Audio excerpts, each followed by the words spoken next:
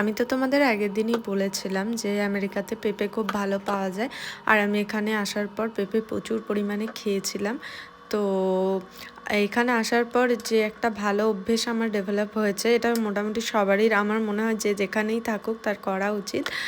প্রত্যেক দিন একটা করে অন্তত সিজনাল ফল হোক বা যে কোনো কলা হলেও চলবে, যে কোনো রকম ফল হলেই হলো, খাবার পর, ভাত খাবার পর, লাঞ্চ নেওয়ার পর নেওয়া উচিত।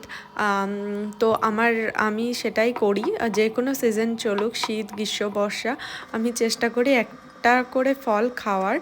আর আমাদের দুজনের পক্ষে এরকম পুরো একটা পেঁপে খাওয়া তো পসিবল না, তো তাই আমি অর্ধেকটা খাওয়ার জন্য রেখে দিলাম। আর এই যে বাকি অর্ধেকটা, এতটা পরিমাণে খাওয়া পসিবল হয় না আমাদের দুজনের পক্ষে, তো বাকি অর্ধেকটা আমি জিপলকে করে ভরে রেখে দেবো। আর ফল সত্যি বলছি, কাটার অভাবে অনেক সময় ফলগুলো বেশি পেকে যায়, তো আগের দিন আমি কেটে এরকম জিপলক ব্যাগে ভরে রেখে দিই। এতে করে কিন্তু আর খেতেও কোনো অসুবিধা হয় না, আর ফলটা উঠেও যায় প্লাস শরীরেও যায়। তো এটা একটা ভালো অভ্যেস, আপনারা এটা কিন্তু ট্রাই করে দেখতে পারেন।